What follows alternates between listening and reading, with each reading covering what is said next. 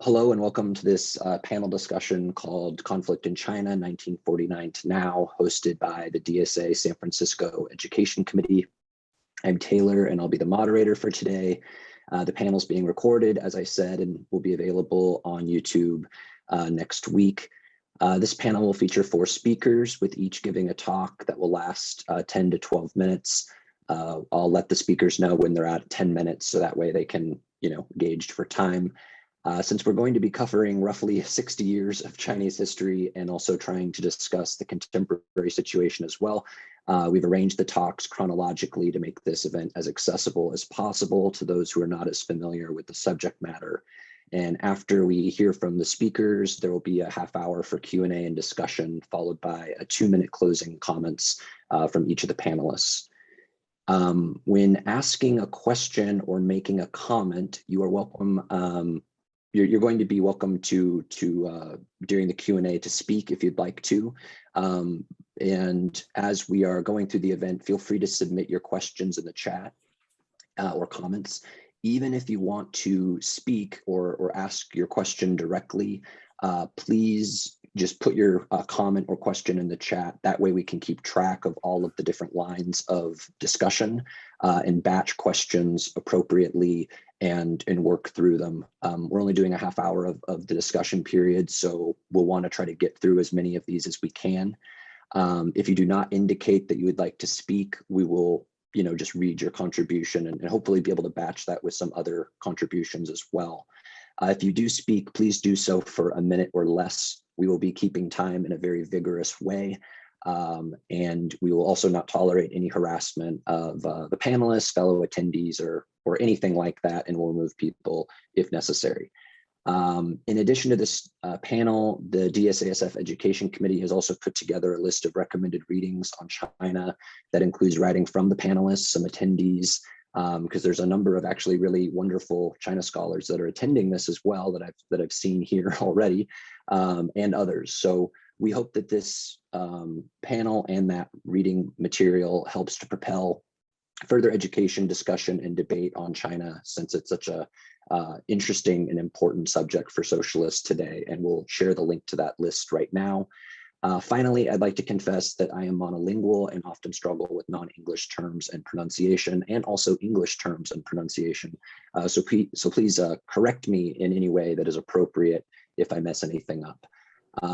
So with all that, we'll now get into it. We'll start with our first speaker, who has stayed up very late in Germany to be with us, who is Ralf Ruckus.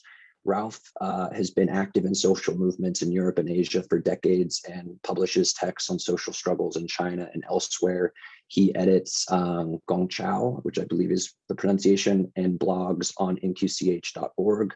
His book, The Communist Road to Capitalism, How Social Unrest and Containment Have Pushed China's Revolution Since 1949, was just published by PM Press.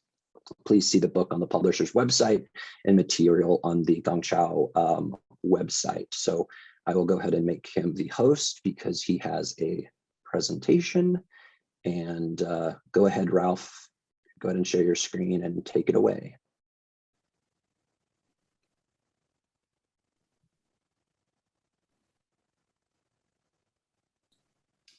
Okay, yeah. Hello, everyone. I'm very glad to be here today and also to share this talk with the other panelists. I'm looking forward to the discussion. Can you see my slides? Okay, so yeah, I'm talking about actually my book I recently published. It's more like a political intervention into the debate on both the history of China since 1949. That is the socialist phase, but also today's China, what I call capitalism. And I say political intervention because the book is on one hand a historiography of social struggles, political developments, and economic crises. But on the other hand, it's also an evaluation of this revolutionary attempt to build a society without capitalist exploitation, patriarchal oppression, racist exclusion, and more. An attempt that basically failed, in my view. So the book provides material to discuss the experiences learned from the past and prepare for future attempts. And today I want to speak about these 4 aspects related to the book and the analysis. First, let's just talk about why should we analyze social conflicts in the People's Republic of China since 1949. I would speak about periodization of PRC history and give a short overview of some results of my inquiry. Then we'll talk about struggles and regime countermeasures in 2 of the periods I analyze, and I keep it more to the earlier phases because I know the other panelists will speak about the later phases. And then at the end, I will talk shortly about the historical metrics. That's one outcome of the book, and have some concluding comments. So why should we analyze social conflicts in the PRC? I think for me, the starting point for these kind of inquiries is that, the aim is to overcome today's capitalism and patriarchy locally and globally, and that means that it's not enough to engage in social struggles as a place where I live or where we are active, but also in other places around the world. The PRC, the China, is important not only because they increased economic power and political power, but also because the impact of social struggles in China on developments in other places in the world.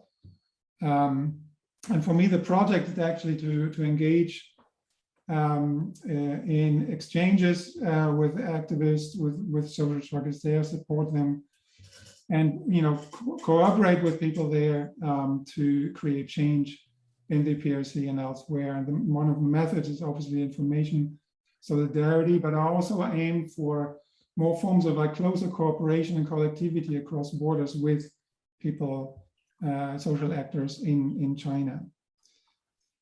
So why should we look at the history of the PRC and not just look at today's politics and economy and society? And I think it's actually a precondition to look at the history for 2 reasons. One, for our own attempts, we should learn actually from the failures or successes of the revolutionary attempt in China.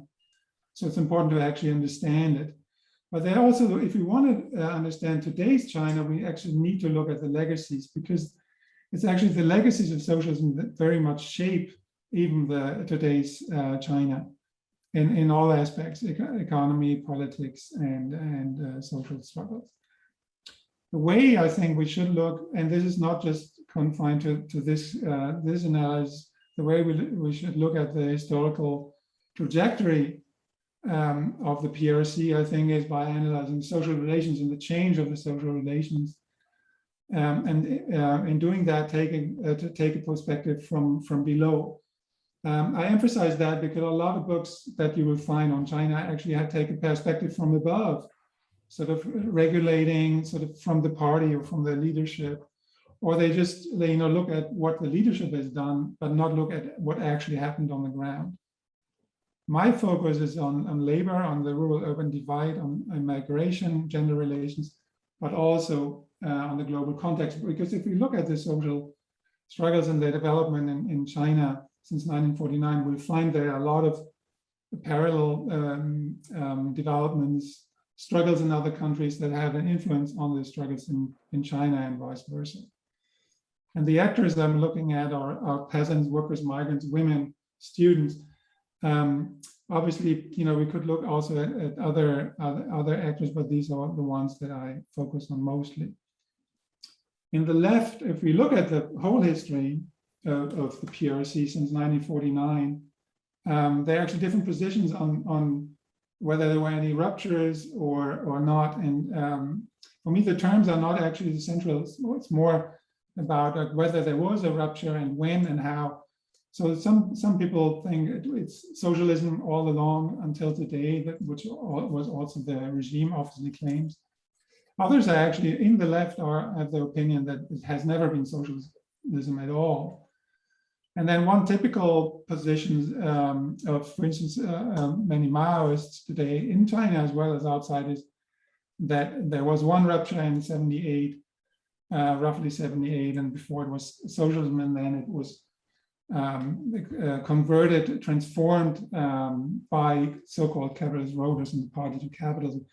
I don't share that. I think that it's more complex. So I look at this in 4 phases, because I think in order to understand actually what China and the development of China went through, we have to see also the transitional phases before the socialist phase and before the capitalist phase.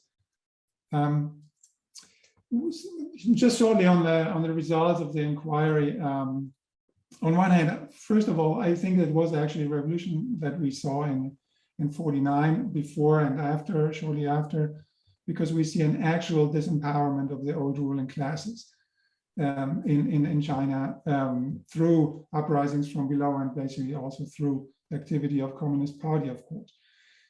But what's very important is that very soon after, already in the 50s, we see the development of new class society, the development of new social hierarchies, and actually new divisions and in all the different perspectives. So what I call Mao's patriarchy, it was also, of course, a reconfigured form of patriarchy, but still it was one.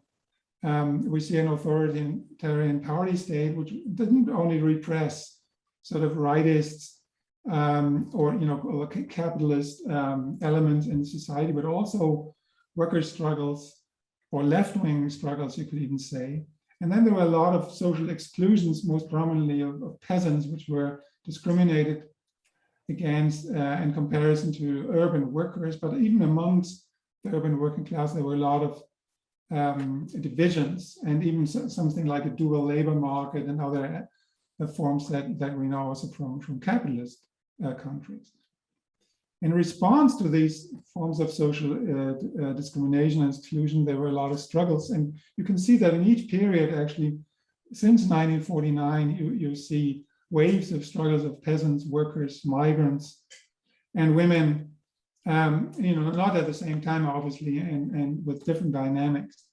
And then as a sort of reaction to this, you see countermeasures from above, which is, of course, includes repression, but not only repression, also forms of concessions, and also forms of cooptation, where demand from below were actually taken up from above and then changed for the purpose of the rulers. And usually after this range of countermeasures, we also see major reforms, not just the market reforms we see in the late 70s and 80s, but also earlier we have phases of reform. And I will quickly go through 2 phases here to show you what I described in the book. This is, of course, a very general overview.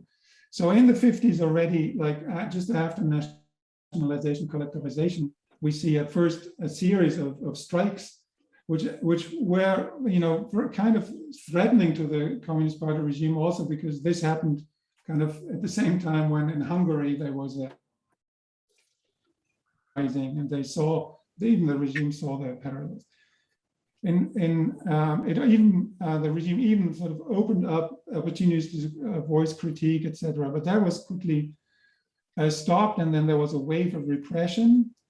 The anti-rightist movement is one of the forms that it took, and then after that, a few years later, in 59, until the early 60s, we see the Great Leap Forward as sort of a reform attempt.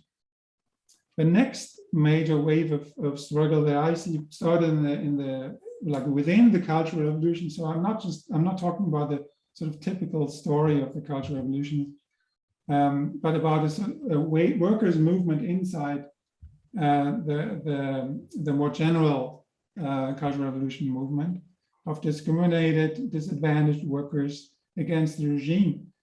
This movement was the regime attacked it for being economists. And as you probably all know, the Communist Party leadership at the time decided then to stop the Cultural Revolution and crush this movement in 67, 68, so it didn't last very long. And with the help of the army, the People's Liberation Army. And then it started in the early 70s, like a large wave of reforms, which took a while to take on. Basically, it only started properly after the death of Mao Zedong in 76, but it started already earlier, including also the new relation that was established to the USA regime. So then, I see the end of the socialist period then in the late, like mid to late 70s, and then the beginning of transitional period. So this is the second example I will give here, which again started with labor unrest already in the mid 70s and so-called democracy movements. But here we have to be careful because a lot of workers were involved in this. In the democracy, the idea of democracy they had was not what we might understand as a Western democracy. That movement was, or those movements, the labor unrest and the democracy movement, were also repressed. Partially, their demands for change were co-opted by the faction around Deng Xiaoping, which then started major market reforms in the late 70s and into the 80s. Totally, yeah. And then I will cut this short because I think Yuran will speak about this in a minute, but major uprising that's also can be seen as a result of the reforms happened in Tiananmen Square movement in 1989. And I just want to highlight that this is not just a student movement for democracy, but it was, especially in the second phase, a workers' movement or popular movement. And that quality, that it was a workers' movement, can actually be seen as the main factor in for the leadership deciding to crush it again with the help of the army. Okay, in so 79. Thank you, Ralf. So I'm sorry to end you there, but you're at time, and I do think that is a good transition over to Yuran's talk now. So Okay. So we'll go ahead and end there. If you could stop sharing your screen, and then I can reclaim hosting, and then I can find Yuran here and make him the host, and then he can share his screen. We'll do the whole Zoom shuffle. So switching gears there again, sorry to be very authoritarian here and dictatorial with the powers of the Zoom, but we want to try to keep to time. So next we have Yuran Zhang, who is coming to us from Beijing, and unlike Ralf, who has stayed up very late, Yuran has actually woke up very early to be here. Yuran is a graduate student studying China's political economy in the sociology department at UC Berkeley. He grew up in Beijing and has labor organizing experience in both the US and China. So go ahead, Yuran, take it away. Thank you so much, Taylor and Bill, for organizing this event. I'm so happy to be here and share some of my work with you guys. So in the period between the Cultural Revolution and 1989, China's political economy was going through some very big changes. And today I'm gonna give a very broad sketch of these changes from a labor perspective. And by labor perspective, I mean two things. First, how workers themselves experienced this period. And second, how the party leadership dealt with labor issues during this period. So, first of all, some very brief intro to the Cultural Revolution, which Ralf has already talked about. So basically in 1966, there was a kind of a political opening as Mao Zedong issued calls for ordinary people to form autonomous political groups to rebel against party authorities and bureaucrats. And workers in many factories did rise up to this call and rebelled against factory leadership and aired a wide range of grievances. And in some cities, these rebel workers also formed alliances across factories to challenge municipal or provincial authority. The situation was often very fluid and contentious, with lots of infighting among workers' groups as well. And as Mao and the party leadership realized the situation was getting out of control, they started to launch systematic efforts to disband and demobilize workers' rebel activity, mostly between 1968 and 1970. And there was a lot of repression inflicted on rebel workers, and the focus was to re-establish order in both politics and industry. And the early 1970s was actually a quite awkward period. So for workers, because of the rebel mobilization early on and the bloody repression later, there was a widespread sense of political disillusionment and apathy and a feeling betrayed by Maoism, which was reinforced by Lin Biao's death in 1971. But one notable improvement in many workers' material lives was that more than 6 million temporary workers were given a permanent status around 1971.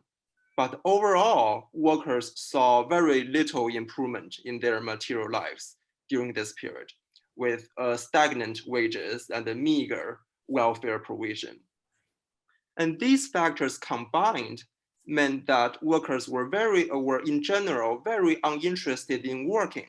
So you saw very lax labor discipline during this period, with lots of slowdowns, absenteeism, non-compliance with factory management, and so on. And the party leadership was very divided on how to handle this.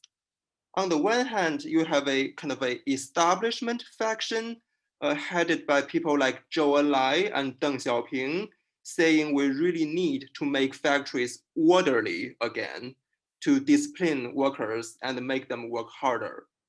And on the other hand, you have a so-called radical faction, such as the famous Gang of Four, who tried to launch mass mobilization campaigns again and again to disrupt the establishment effort. And these campaigns did give some workers an opportunity to air their grievances. But overall, they were very top-down, very lacking in democratic substance, and unable to overcome most workers' disillusionment and apathy. And in 1976, Mao passed away, and the radical faction was immediately purged out of the party leadership. And for the post-Mao party leadership, one of their greatest concerns was how to enforce labor discipline in factories and boost economic production.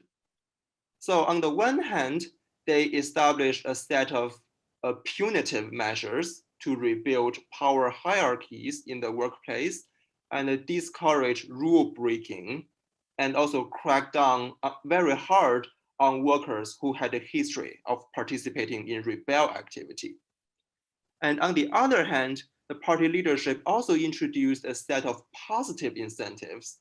There were quite big wage raises in 1977 and again in 1979, and bonuses were reintroduced, and the factories were allowed more resources to improve welfare. And there were also political incentives, as some institutional channels were rebuilt to give workers some democratic influence over how their enterprises were run.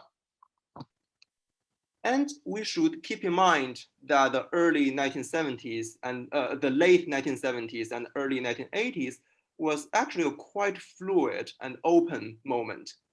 Even though the party leadership had some consensus, other actors had all sorts of different ideas on where China should go and how to reform socialism. And some actors did try to act on their ideas. As I just said before, the post-Mao party leadership had only a very limited vision on how much workplace democracy should be allowed. They ordered the re-establishment of the staff and workers' congresses, the SWCs, which was supposed to be a place where representatives elected by fellow workers in a factory came together to discuss factory business and make suggestions to factory leaders. And the party leadership also said workers could elect mid-level managers in their factories, but that's about it. In the meantime, some leaders and many cadres in China's official trade union system had a more radical vision of workplace democracy. And they tried to push for more radical measures, like making the SWCs the highest decision-making body in factories, and holding elections for not only mid-level managers, but also factory heads.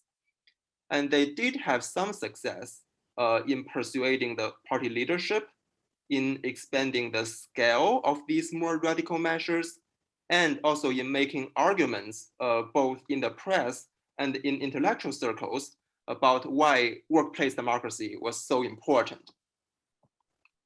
And when the trade union leaders tried to persuade the party leadership to allow for more workplace democracy, they tended to argue how democracy incentivized workers to work harder and so on. But underlying all of this was also a more political and a quite fundamental rethinking of where Maoism fell short and what lessons to learn from it. Because Maoism rightly recognized, there was a lack of workplace democracy on the shop floor, but it tended to compensate for this lack by having workers participate in mobilizations and campaigns. So for some of the trade union people and the intellectuals close to them, that's where Maoism went wrong. And they wanted to build workplace institutions that would really enable workers to democratically run their enterprises. And they were also drawing inspiration from workers' self-management in Yugoslavia, and that kind of happened in the early 1980s. And also during 1980 and 1981, as Ralf mentioned, there was a strike wave in China with some workers posing demands that were quite political. So this also created pressures for the party leadership and also strengthened the case that was being made by the trade union people. So as a result, the early 1980s was a period when there was a lot of talk about really making workers the masters of their factories, and some policy efforts aligned with this talk. And many workers did remember this period as a moment when they really had some say in factory management, sort of as a golden age for the SWCs. But in the late 1980s, the party leadership shifted to a very different agenda. They still wanted to enforce labor discipline and improve workers' performance, but now they didn't want to do this by providing positive incentives, but by introducing more and more competition. So they made factories compete with each other, introduced mechanisms to select factory heads through competitive bidding, and made workers within a factory compete with each other. So as a result, there was both an erosion of workplace democracy and an erosion of material well-being. So in the late 1980s, you really got to hear a lot of workers complaining about how things are getting worse. And in 1985 and 1986, there was another wave of strikes and workers' collective action across China. And this time, workers' demands were mostly economic and defensive, in the sense that they were trying to get back the material entitlements taken away from them. So finally, this leads us to 1989, when a huge democracy movement broke out in China. The movement was mostly remembered as a students' movement, but in fact, there was also huge working class participation. So in this photo, you see workers standing on a truck at a march and holding a big sign that read, "Workers are coming." So workers and working class residents held big marches. They obstructed the military trucks from entering Beijing's inner city for about 2 weeks, formed picket teams to maintain public order during that time, and they also prepared for a general strike until the movement was shut down in an extremely bloody way by the party leadership. And what was driving workers' participation in the movement? One factor was rapid inflation, but also important was the erosion of workers' economic and political rights, which I just talked about. And for many workers, the economic and the political sides of things were really intertwined. The kind of democracy they wanted was really one in which workers would really become masters of the world. So when the party leadership finally cracked down on the movement and persecuted worker participants in a really harsh way, they were essentially saying no to all of this. So my presentation would end here, and I will cede the floor to our next panelist. Thank you. You were perfectly on time. Well done. Wonderful job. Very interesting stuff. Okay, so that was Yuran, and now we're going to move to our third speaker, which is Christopher Connery, who teaches in the literature department at the University of California, Santa Cruz, and in the graduate program in cultural studies at Shanghai University. He has published on early imperial Chinese culture, the figure of the ocean in capitalist geomythology, the global 1960s, and contemporary China. Recent essays have appeared in Boundary 2, Historical Materialism, and the New Left Review. So go ahead, Chris, and take it away. Thanks for organizing this, and really nice to be on this panel with these comrades. I think it's important that the socialist and communist left are beginning to pay attention to China, and I think that the debates that are happening are good debates. I think informed debates and disagreement is a good and healthy phenomenon. Since those of us who are committed to a post-capitalist future need and should make common cause with our comrades elsewhere in the world, the question is how to recognize them. That's a crucial question. And toward that end, I'm going to give a brief sort of schematic outline of left and right politics in China from the 90s to the present. And I'll be using the term left in a broad sense of the anti-capitalist left. And left is a it's a fraught term in China. I give a lot of talks when I'm in China, mostly at universities and cultural institutions with, varied audiences. And I remember at one point, I was introduced as a Western Marxist. And after the talk, someone asked my host, what are Western Marxists? And he said, well, basically they're the same as liberals, as neoliberals, because they just criticize the Communist Party. Whatever the Communist Party does is wrong. So they're sort of the same as the liberals. And I would say that this is a rubric, this is an optic that's important for us to think about, because if you say in China today that you're a leftist, that your politics are left, that means pro-CCP, pro-Communist Party. So the big picture I want to give, and the sort of main framework from our remarks is a contention that I have that left, as we would understand it, a left, an anti-capitalist left, these energies are currently at the weakest point in China in about 100 years. I would say that the history of left and right has twists and turns, but I would say in the present, it's very weak, socially, intellectually, politically, and otherwise. That's not to say that there aren't comrades in China, valiantly fighting in terms that we would understand, but they have fewer platforms, fewer organizing opportunities, and less visibility.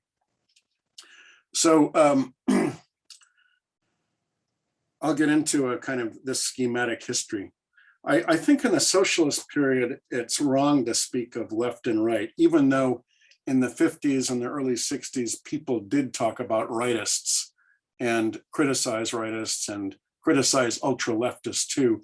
I would say in the socialist period, not only in China, but in the Soviet Union and elsewhere, there is a kind of, there are a number of issues that positions divide on, but the relationship is a dialectical one.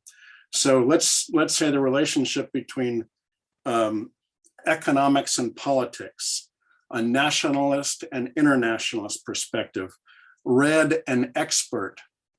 You've heard of this in the Chinese situation. We need red politics more than we need experts. Bureaucracy and anti-bureaucracy. I would say, however, that really in the socialist period, these positions, these opposite positions can be held in one person. Mao sometimes was one way, sometimes the other way. Mao talked most about anti-expert, but if you read memoirs of provincial authorities, interactions with Mao, memories of Mao, one of the first questions he'd often ask in the provinces was, how many engineers do you have? What's the status of your engineering? So, this is, I would say, although people bandied terms about like capitalist writer, leftist rightist, I would say that this is a more complex dialectic. The Cultural Revolution, I would say, represented a serious outburst of energy which we'd recognize as left. Ralf and Yuran spoke a bit about this, so I won't get into that in detail. The 1980s, and I'll say that I'm talking about the political positions I'm talking about are within the party, but in the intelligentsia, the cultural sphere, and sort of worker, peasant, civil society activists who express themselves in one way or another. The 80s, I would say, was a really interesting transitional period, to use Ralph's term. One element of party discourse was the mobilization of the word liberation. The idea was that citizens needed to liberate their thoughts in order to enter the new economic arrangements, the new economic system that was being built. There was also, I think it's not wrong to call the 80s also the era of the discovery of the self.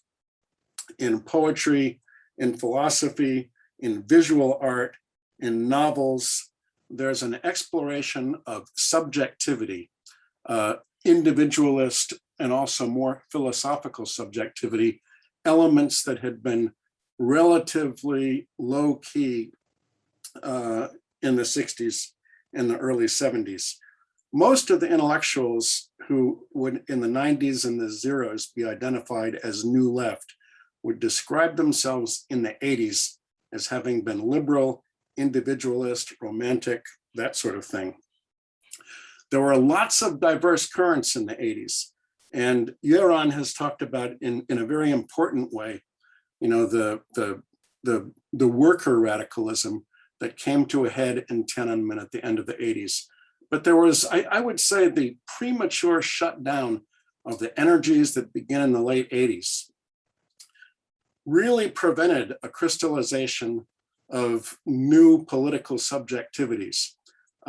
If you read the Samizdat publications, popular publications from the late 80s, it really is across the spectrum. Very radical left communist, monarchist, right wing, fascist, all sorts of things. In the 90s, there's the beginning of something that's more recognizable as left and right.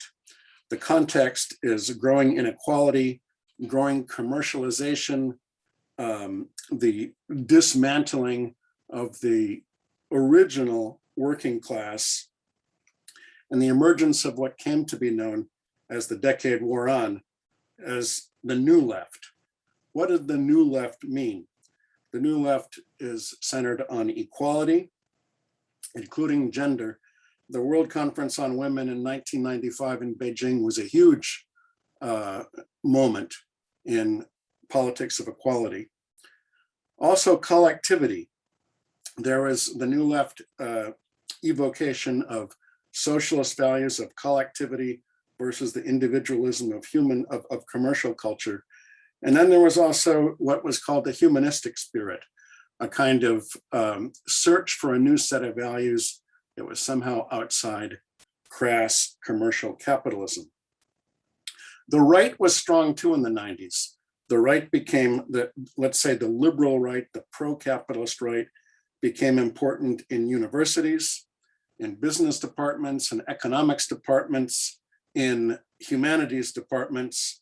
There were many forums for people to push the advisability of self-interest, etc. There was intellectual advocacy on the left for workers and peasants. Workers' movements were significant also. What was significant, though, was that the implicit addressee of these left positions was the party state.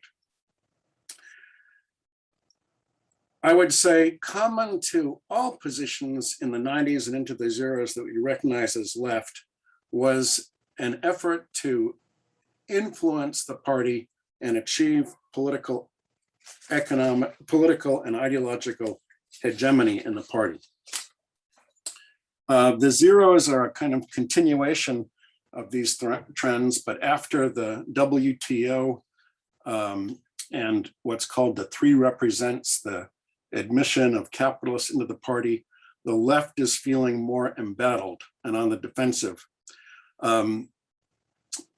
The political positions, remain the same, but you also have the beginning of a kind of far left Maoist political formation, as in, the Utopia website, Utopia bookstore, Utopia journal, Wuyo Zhixiang, that starts in 2003. So I would say from the zeros and into the tens, left is still conditioned by an effort for hegemony in the party. But it was constrained more and more, I would say, by the implicit addressee, which is the party state. Now, starting in the tens, in the early tens, when in response to, among other phenomena, workers' suicides in Shenzhen at the Foxconn factories, local governments or district governments allow the formation of workerist NGOs. And there's, for a very brief period, I would say, in the first 5 years of the last decade, a kind of an alliance between a sort of radical NGO and left intellectual formation that sort of sees the possibility of a kind of social movement friendly entry into party politics. This comes to an end with the Xi Jinping regime. Yuran has written about this. There's crackdowns on factory organizing, crackdowns on student and intellectual participation in factory organizing. And I would say that the result of all of this is that the identification is the disappearance of a leftist intellectual political position from the national stage and its subsumption into the needs of the party state.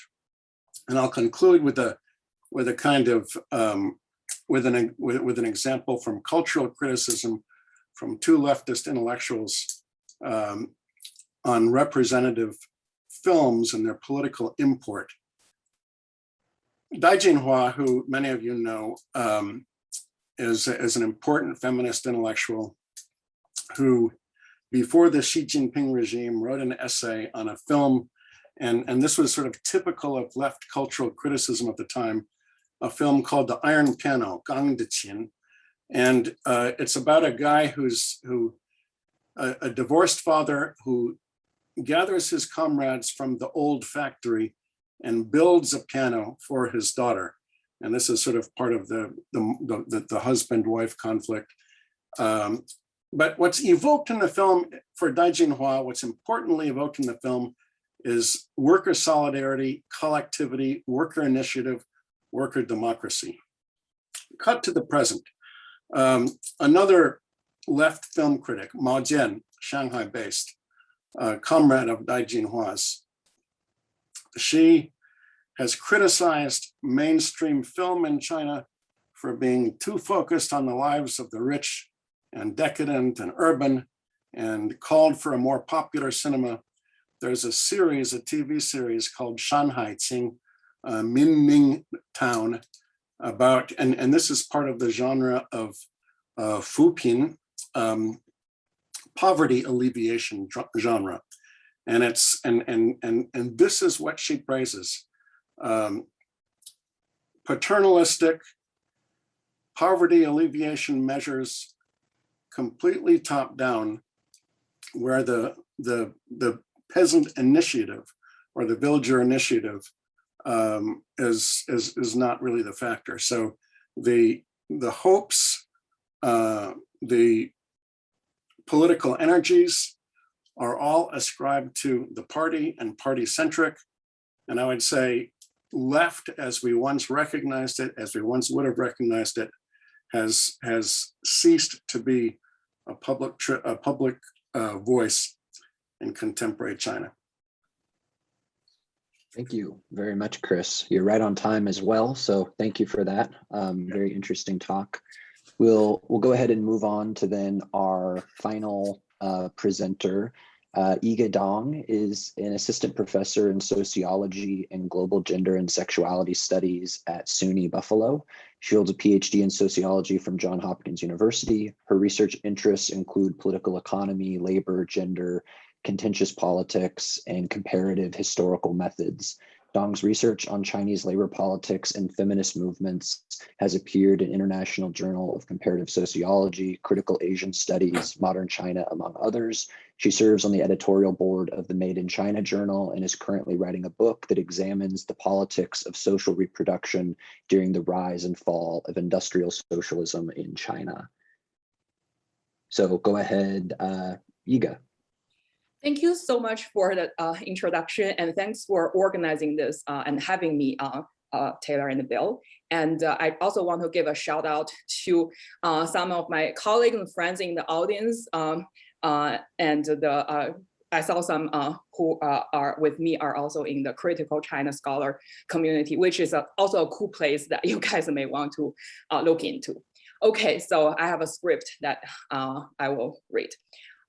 China in recent years has seen a spectacular rise of feminist movements. Compared to the older generations, these young women and their allies are much more outspoken, innovative, and fearless when standing up to the authoritarian regime.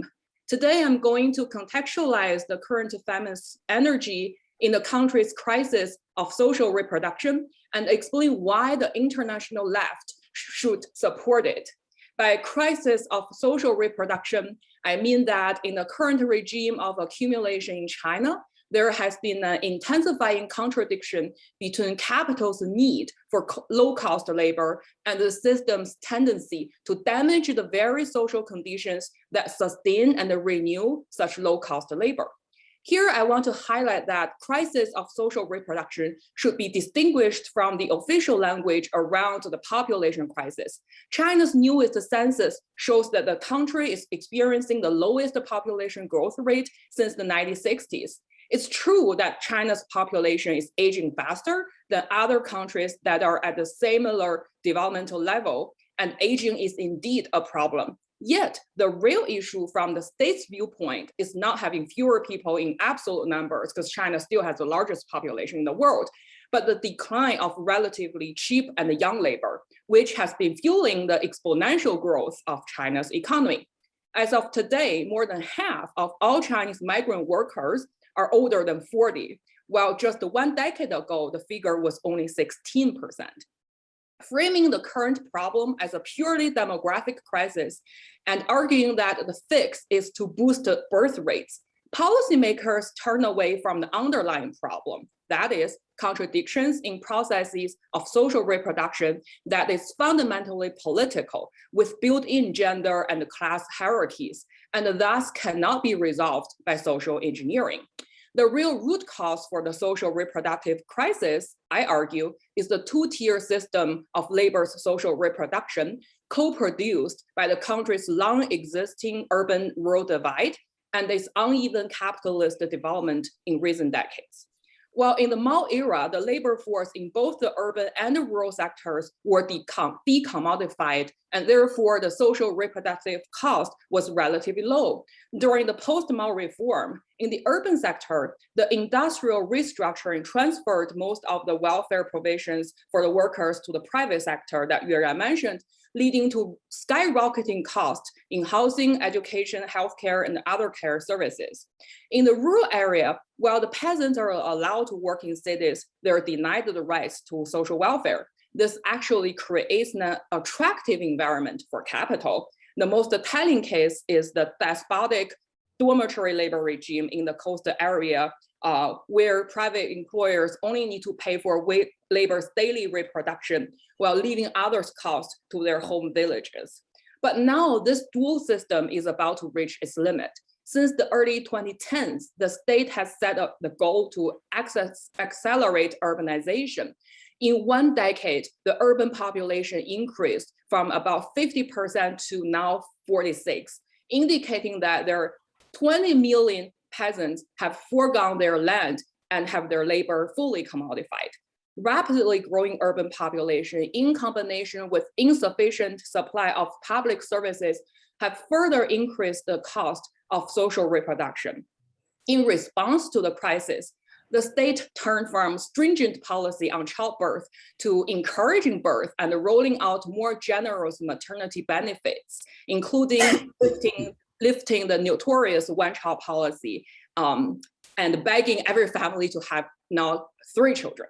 In the legal realm, the new civil code stipulates that before a divorce application is approved, the couple have to wait for 30 days to calm down, a very controversial change to discourage divorce. But I recently learned that it's actually you have to wait longer in New York State.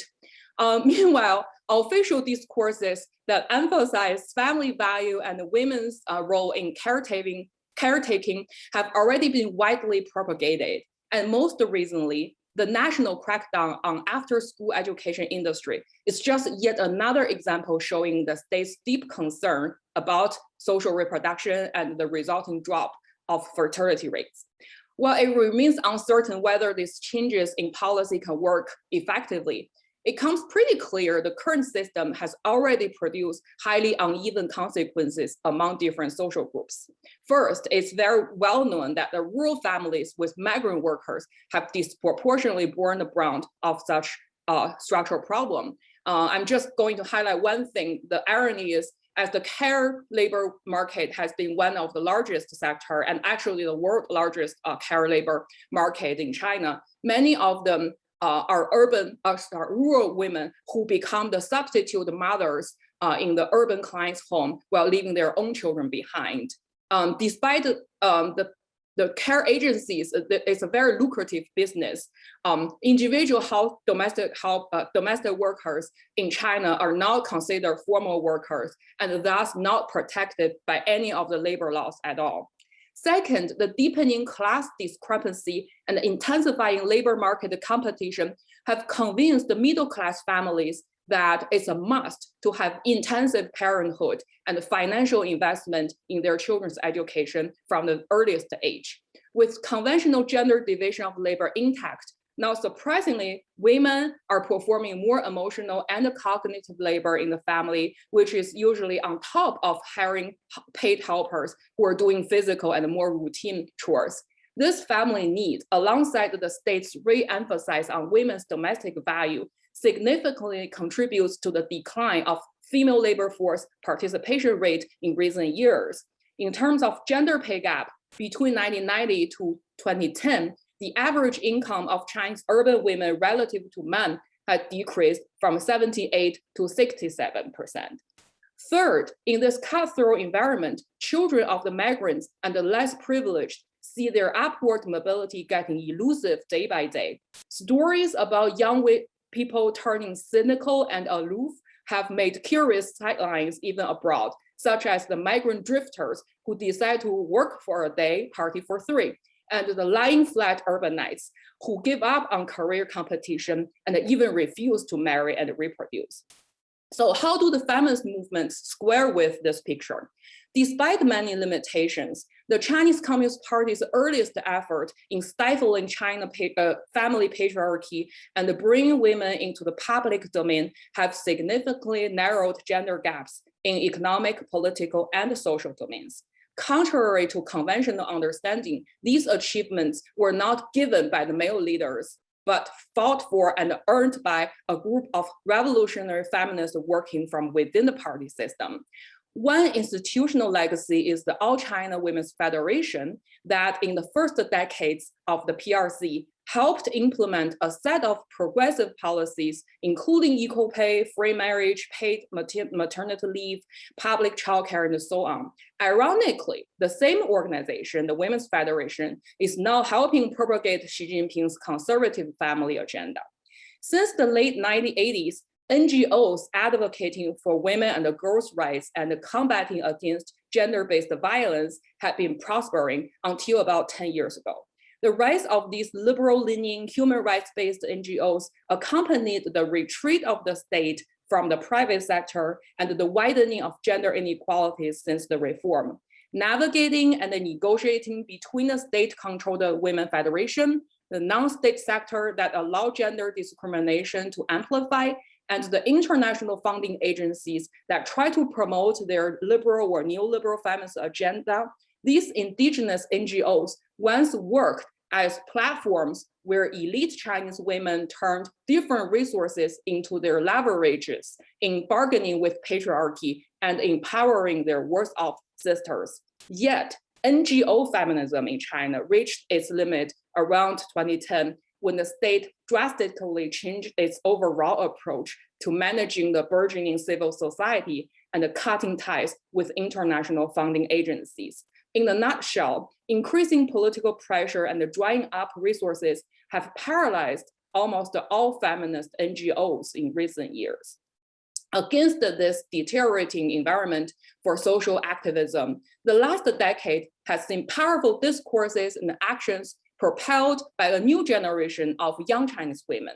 On the vanguard front, what stood out include the self-identified young feminist activism, a group of college graduates and young professionals with both urban and rural backgrounds, campaigned, protest, fought legal cases, ran social media platforms, and create artworks, calling for the state and the society's attention to gender discrimination and violence in all sectors. After 5 office proponent figures detained by the state, this approach of activism became more decentralized and spontaneous, which does not mean it gets weaker. Quite the opposite. The Chinese Me Too movement, starting with one single complaint online 3 years ago, now has swept the internet with a 1,000-page long file documenting hundreds of cases and discussions around it. As we speak now, a court in Beijing just ruled against a young woman, Xian Zi, who brought a sexual harassment case against Zhu Jun, one of China's most famous TV anchors, a Harvey Weinstein type of figure. While she actually lost the case 2 days ago, sexual harassment continues to gather citizens' attention and energy. On the more mass-oriented front, what on the rise is what Angela Wu, who's also in the audience today, and I called Made in China Feminism, or CFEM. Without a coherent political agenda, this type of women's outcries and agitations are organic reactions to the current system that tries to reinstate women's primary role as human producers and caregivers in a society where class inequalities are widening. There are 2 strands within the Made in China feminism. While the entrepreneur strand tries to take advantage of the system by actively cultivating hyper-femininity and heteronormative sexuality in exchange for an opportunity to marry up on the class ladder, the uncooperative strand, however, rejects marriage and the reproductive roles imposed on women, seeking for individual merit via education and a career. With the latter strand surpassing the former, at least in the discursive terrain, it's highly unlikely that the state's goal of pushing all women back to the family and letting them have more kids can be achieved anytime soon. At least I hope that's the case. To wrap up, I'd like to lay out some avenues where I think potential struggles may be possible.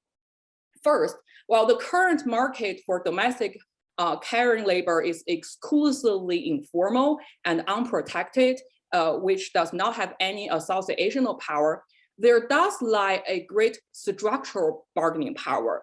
With urban families increasingly relying on hired helper, a push for better working condition, protection, benefits, and potential formalization may not be unrealistic, although it does take work to realize. Second, despite the recent drop, the female labor force participation rates are still among one of the highest in the world. In other words, Chinese women still constitute an essential part in the country's economy. This is especially the case given China's leading sector has changed from male-dominant ones, such as agriculture and manufacturing, to service, low or high-end, which is an increasingly feminized domain. Without properly addressing women's needs and rights in both the public workplace and the primary home, state measures may only provoke more resistance instead of fulfilling those first quotas. Finally, Chinese feminists have come to realize that solidarity with labor movements and other activist groups is not only morally desirable, but strategically necessary. As we all know, class, gender, ethnicity, and citizenship issues are not operating in separate lines, but constituting each other. A change in the system requires challenges to them all. With suffocating political era in today's China, the feminist movement, no matter how decentralized and heterogeneous it is, has impressively continued to gather momentum and brought about real change. The point is not to quickly label them as not progressive enough, but to learn from the local activists about how to navigate such a hostile environment, and only based on effort as such, future solidarity could be possibly built. That's the end. Thank you. Thank you so much. Thank you so much, you guys. Very, very, very wonderful talk. So we have reached the end of our speakers allotted time, and we can now take Q&A. So Bill, so there's not any other real questions in here I see, but Bill has submitted one, so I'll just go ahead and read this, and we'll allow panelists in reverse order to answer first if you want to answer it. If historical analysis of social relations today in China reveals the basic dominance of market capitalist social relations, would it not be the case that the class character of a state depends ultimately on the relations of production that the state defends and promotes? And if the class character of the state is capitalist, then is not a working class revolution necessary to overthrow the capitalist state and capitalist class and establish worker power and socialism? So a pretty large question. So if anybody wants to take that first, you can raise your hand and I can call on you, one of the panelists.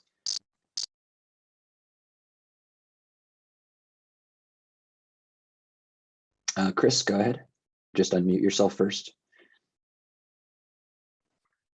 Well, I mean, I think that's a great question, and I think that we could take historical sociological approaches and think about what are the prerequisites for working class seizure of state power. Is revolution the only way? If so, what are the preconditions for revolution? I'll just say that, to sort of return to my own talk, that the view of the left in China today is that it is in state capacity, CCP state capacity, that lies the potential to affect a transition to socialism. In other words, revolution is off the table for state left intellectuals. Okay, and I suppose following up on that, Ralf, go ahead. Maybe to add to that question then too, if it's the Chinese state capacity to move toward socialism or something like that, what are the mechanisms then that people see as as making that possible is something maybe we could add to that. Go ahead, Ralf. Yeah, I just wanted to point out that, referring to also what I said earlier, that the experience of the way the revolution sort of progressed or took place in the 50s and 60s shows that maybe the whole concept of a party organizing dictatorship or proletariat and then sort of trying to accomplish a revolutionary process doesn't work. And I'm not sure why it should work today if it didn't work back then. When I agree with Chris, when the left was much stronger in China and had actually revolutionary concepts that included the overthrow of state power and the establishment of a new society. So I don't see that this waiting for the CCP to maybe change again and then carry out a revolution would work. Nobody here proposed that, but that's actually the idea of of a lot of leftists in a very broad sense propose in China. Okay. Does any other panelists want to take that, or are we okay to move on? I think we're okay to move on. So Sam is on stack for a question. You can come on camera and ask, Sam. Hi. Please just keep it to a minute or so. Great. Yeah, thank you so much for the speakers and for the Education Committee for pulling this together. At the National Convention in June, the Democratic Socialists of America voted to adopt as part of our internationalism platform to turn away from a new Cold War with China and instead seek to promote peaceful resolution of disputes with China and work with China on climate change and the threat of pandemics. Things in this arena seem to be moving quickly, with new developments like the US announcement of a strategic alliance with Australia and the UK, including the trading of nuclear submarines and the general pivot away from the war on terror and towards direct confrontation with China. Under these conditions, how can socialists in America best organize to oppose the rising Cold War against the People's Republic of China, as the DSA has resolved to do? Great question. I think that the question of opposing imperialism is obviously super important. Does anybody have any thoughts on that? Well, I think it's I think the DSA position, and I'm a member of the Santa Cruz chapter of the DSA. I think that the DSA position is correct, and of course, socialists are going to be opposing war and hostility to China. But I think what we're seeing in this country and elsewhere in the world on the left is a kind of an enemy of my enemy is my friend mentality, and a sort of choice between two capitalist powers, a choice made. And I think that, I mean, there's a long history in the socialist world of refusing that choice, of refusing to choose between two capitalist powers, even if one is the worst of two evils. And I think that's important to keep in mind too. I mean, I think that, a military conflict between China and the US would be disastrous for the world's people and for the planet. And we should do what we can to oppose that. But I don't think sort of painting the CCP regime in China as something other than it is helps that issue either. Yeah, okay, that's a great answer to that question. We'll take Jeffrey's question here, and I'm gonna just modify it slightly to bring in a bit more of what we were talking about initially.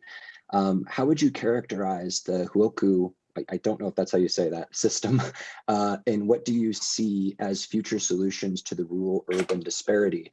And Yige was talking about the crisis of social reproduction. So how does that crisis exist within that system of household registration, and how do those disparities then get reflected in the struggles that women encounter and in the household as well across those different spaces? So just to add to that a little bit. Yeah, I think thanks for the question. I think both Anne and Yueran could have some insight on that, because Yueran is also researching about some land reform right now in in Chongqing. Anyway, my take is that in the 90s, early like 2000s, the discourse, the intellectual political discourse is that this is a near caste system that has to be abolished to make to give fair treat to both urban and rural people. But now I think in the recent decades, there's a new policy that is under the banner of revitalizing, reconstructing the village. And there are two things going on. I think one is the agribusiness is coming to the rural area, and the state is in the state's interest to actually privatize or start exchanging the land for capital development. But on in the meantime, they're trying to provide more rolling out more generous welfare coverages to the rural village, to the rural people. So what I'm trying to say is, in terms of this caste-like system, in like many regions, it has already been deconstructed or weakening, but it's not purely out of the concern for the benefit of the people, but actually to create a better accommodating environment for agribusiness and capital and real estate development. So we should be very careful about in those local operations where the interest really lies. But I think ultimately, of course, like equal treatment to all citizens, using citizenship as a boundary drawing strategy to make hierarchies is definitely not something we want to see. But we got to be really careful what the state is really doing for whose interest. Yueran, you want to say something on that?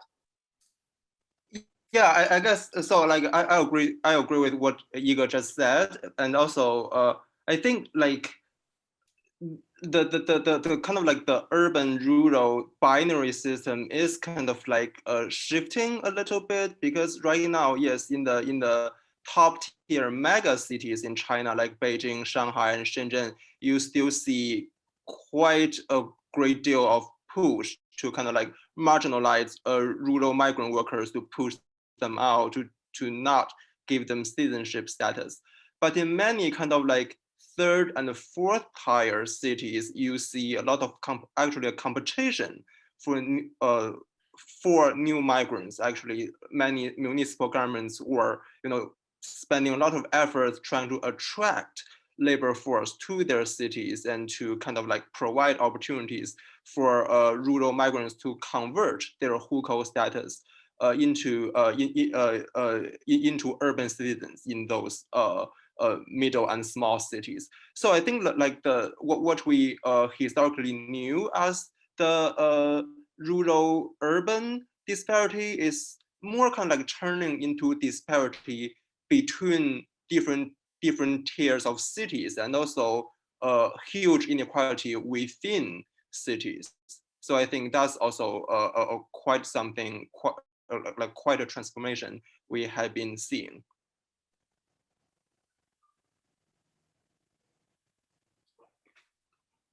Thank you for those answers. I think those are very good. So there's some more questions here in the chat. There's some more general questions about what US socialists can do in order to organize against the rising forces domestically looking to build a new Cold War. And again, I think that, obviously if panelists want to answer that, they may.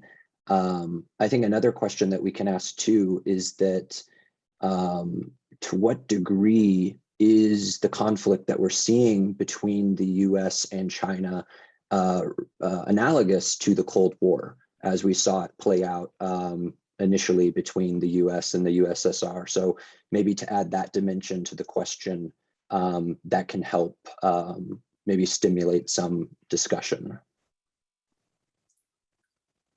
I think, like maybe my take kind of like also springs from my own personal experiences, but I think it's very important for socialists in the US to organize against xenophobia in the US, against discrimination, against discrimination against Chinese migrants, because especially in the recent years, we have seen an increasing level of xenophobia in the US society against Chinese migrants. And as a Chinese student who has spent years studying in the US, going to school in the US, I have had my own share of xenophobia as well. So I think like organizing to oppose xenophobia is definitely one of the very important things socialists could do in the US.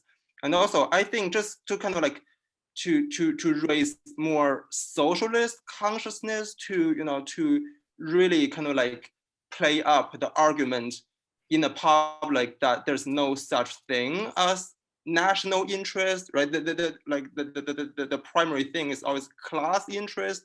National interest is more like a sham that the bourgeoisie opposes on workers, to delude workers, to really, do that sort of propaganda, to really play up that sort of argument, that rhetoric would also be very helpful and would be something socialists in the US could certainly do.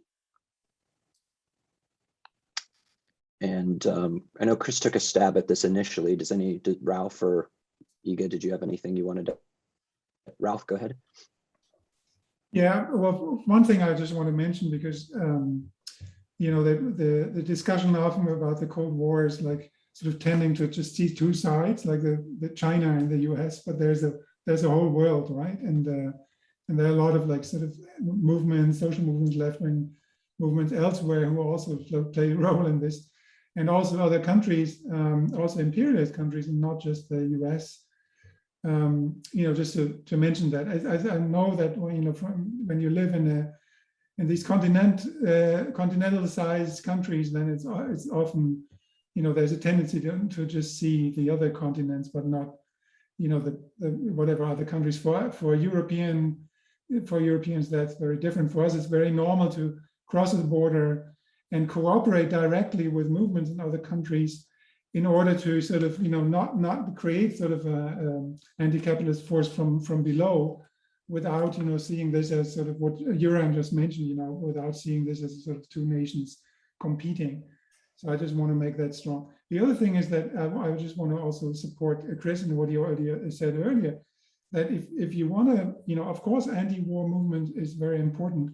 And if you live in the US, I don't, but if you live in the US, of course, it's important that you organize locally, regionally in the US with workers, with other social subjects, with feminists, and fight the regime in that country. But that doesn't mean that, when it comes to China, you don't use the same sort of critique of that regime that you use in your own country. And I think it's very important that we don't sort of see China just as sort of the, mystical sort of anti-US imperialism force, but that we understand that in China, there are social struggles. Like Yige just talked about the feminist struggles.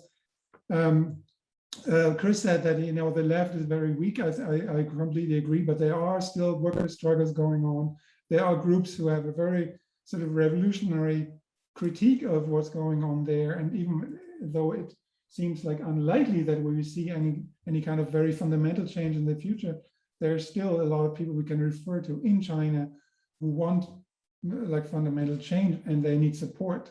So I think that's the way, one way of fighting the war, or the Cold War. I don't agree with the term, but let's say the confrontation that is pushed by the US regime. One way of fighting is that creating sort of a strength like between the social movements on the ground, and develop some sort of working class or feminist force that questions the rule in both in the US, in China, and not just in those countries, also around the world. Can I chime in here? Yeah, please go ahead.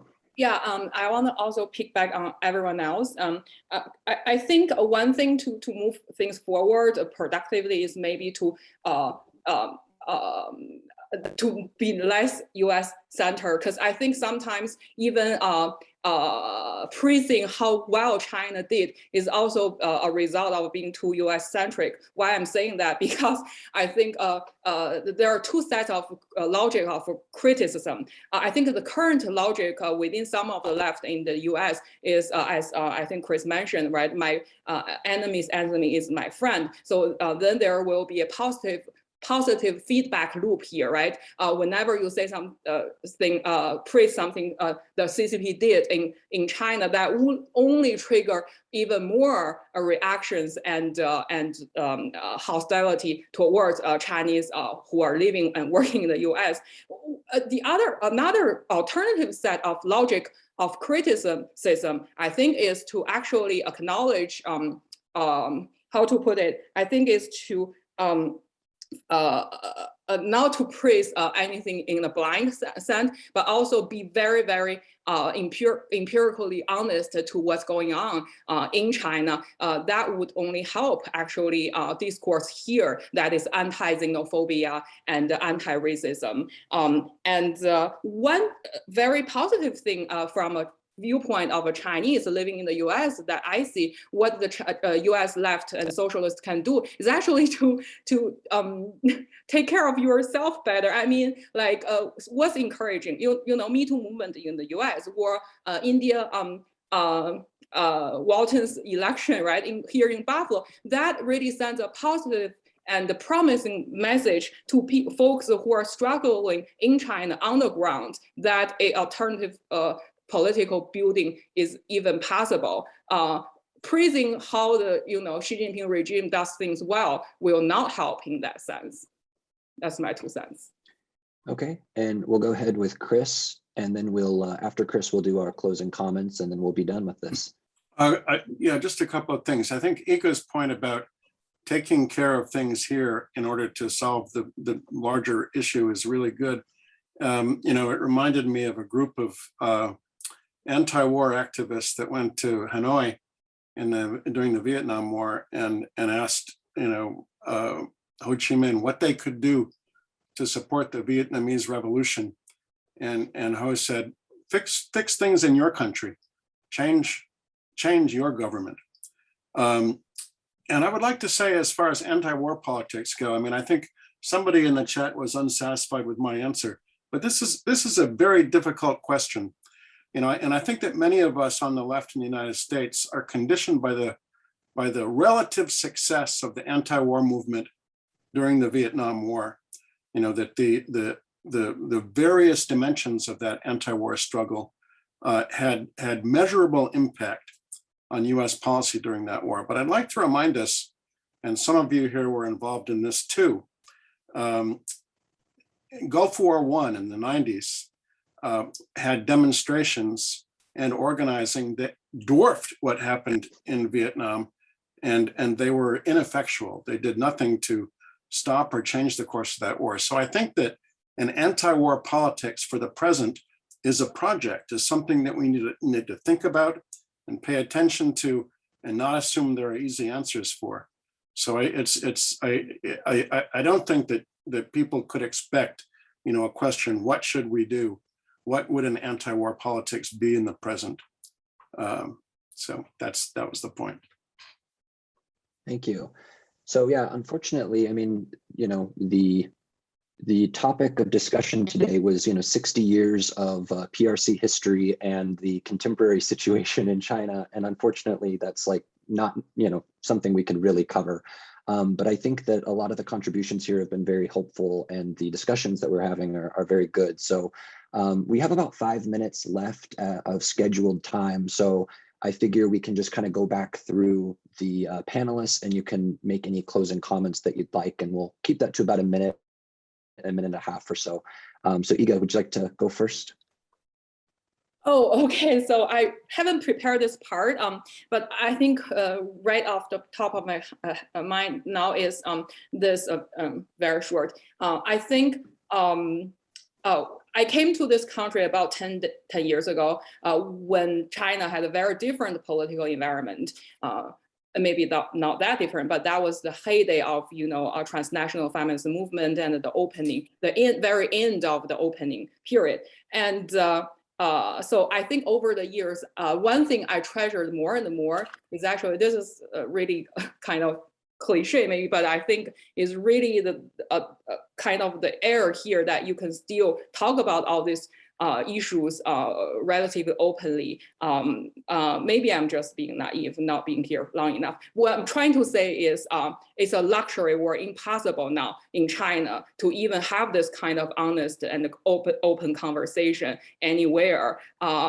I just want to point out that one thing. First, you know, it was the labor activists, human rights lawyers, and then the labor activists, and the last round was the crackdown on feminists. And who's going to know who's the next? And we have friends and the comrades who are right now put in jail because of our activism that no one would expect to be something too radical only 10 years ago. Things are changing really rapidly, and we just want to maybe constantly monitor and watch on that without assuming too much. Yeah. Okay, thank you. And we'll now go to Chris for your closing comment here. Yeah, I just wanted to thank the San Francisco chapter for organizing this and for making it kind of incumbent on all of us in this country to inform ourselves about the world and about China and these configurations. I mean, I really admire Ralph's book, his recent book on the communist road to capitalism.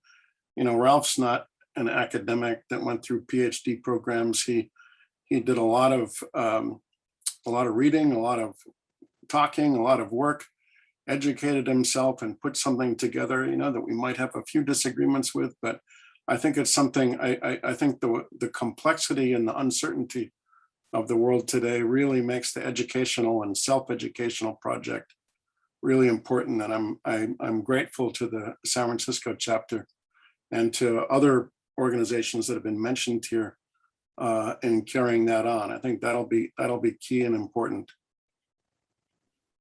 Okay, great. Thank you. Thank you so much. And we'll now go to Yuran. I guess I'll just say two things. So first, I think it will be better if we just stop seeing China as a country, as a totality, right? I don't think that's very helpful if we just keep discussing whether China is socialist or capitalist, things like that. I think it's really important to recognize there are always different classes within a society, and there are oppressors, there are the oppressed.